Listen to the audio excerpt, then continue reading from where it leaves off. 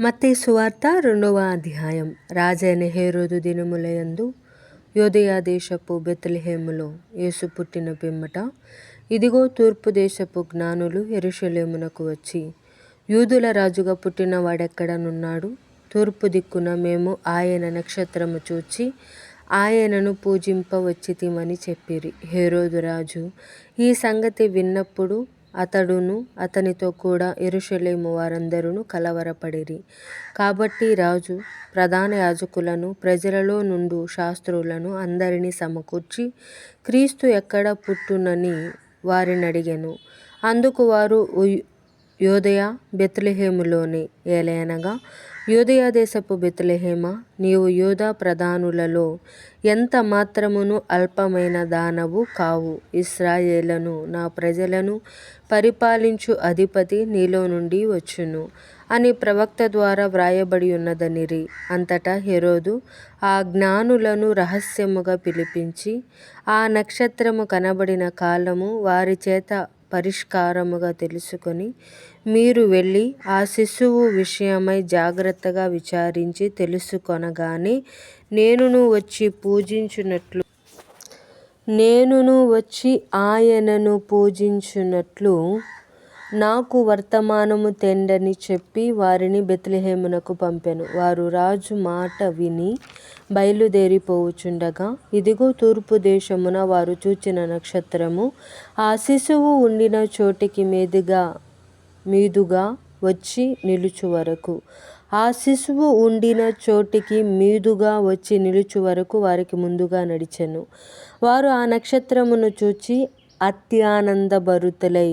అత్యానందభరితులై ఇంటిలోనికి వచ్చి, తల్లి అయిన మరియను ఆ శిశువును చూచి సాగిలపడి ఆయనను పూజించి, తమ పెట్టెలు విప్పి బంగారమును, సాంబ్రాణిని, బోళమును కానుకలుగా ఆయనకు సమర్పించిరి. తరువాత హేరోదు నొద్దకు వెళ్ళవద్దని స్వప్నమందు దేవుని చేత బోధింపబడిన వారై, వారు మరియొక మార్గమున తమ దేశమునకు తిరిగి వెళ్ళిరి. వారు వెళ్ళిన తరువాత, ఇదిగో ప్రభువు దూత స్వప్నమందు యోసేపునకు ప్రత్యక్షమై, హేరోదు ఆ శిశువును సంహరింపవలెనని ఆయనను వెదకబోచున్నాడు గనుక నీవు లేచి ఆ శిశువును ఆయన తల్లిని వెంటబెట్టుకొని ఐగుప్తునకు పారిపోయి, నేను నీతో తెలియజెప్పు వరకు అక్కడనే యుండుమని అతనితో చెప్పెను. అప్పుడతడు లేచి రాత్రివేళ శిశువును తల్లిని తోడుకొని ఐగుప్తునకు వెళ్ళి, ఐగుప్తులో నుండి నా కుమారుని పిలిచితిని అని ప్రవక్త ద్వారా ప్రభువు సెలవిచ్చిన మాట నెరవేర్చబడునట్లు హేరోదు మరణము వరకు అక్కడ నుండెను. ఆ జ్ఞానులు తన్ను అపహసించిరని హేరోదు గ్రహించి బహు ఆగ్రహము తెచ్చుకొని, తాను జ్ఞానుల వలన వివరముగా తెలుసుకొనిన కాలమును బట్టి బెత్లెహేములోను దాని సకల ప్రాంతములలోను 2 సంవత్సరములు మొదలుకొని తక్కువ వయస్సు గల మగ పిల్లలనందరినీ వధించెను. అందువలన రామాలో అంగలార్పు వినబడెను, ఏడ్పును మహారోదన ధ్వనియు కలిగెను.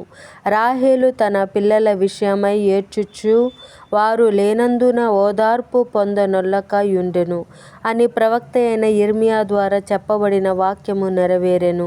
హేరోదు చనిపోయిన తరువాత, ఇదిగో ప్రభువు దూత ఐగుప్తులో యోసేపునకు స్వప్నమందు ప్రత్యక్షమై, నీవు లేచి శిశువును తల్లిని తోడుకొని ఇశ్రాయేలు దేశమునకు వెళ్ళుము, శిశువు ప్రాణము తీయజూచుచుండిన వారు చనిపోయిరని చెప్పెను. అప్పుడతడు లేచి శిశువును తల్లిని తోడుకొని ఇశ్రాయేలు దేశమునకు వచ్చెను. అయితే అర్కెలాయు తన తండ్రి అయిన హేరోదునకు ప్రతిగా యూదయ దేశము ఏలుచున్నాడని విని అక్కడికి వెళ్ళవెరచి, స్వప్నమందు దేవుని చేత బోధింపబడినవాడై గలిలయ ప్రాంతములకు వెళ్ళి నజరేతను ఊరికి వచ్చి అక్కడ కాపురముండెను. ఆయన నజరేయుడనబడునని ప్రవక్తలు చెప్పిన మాట నెరవేరునట్లు ఇలాగు జరిగెను.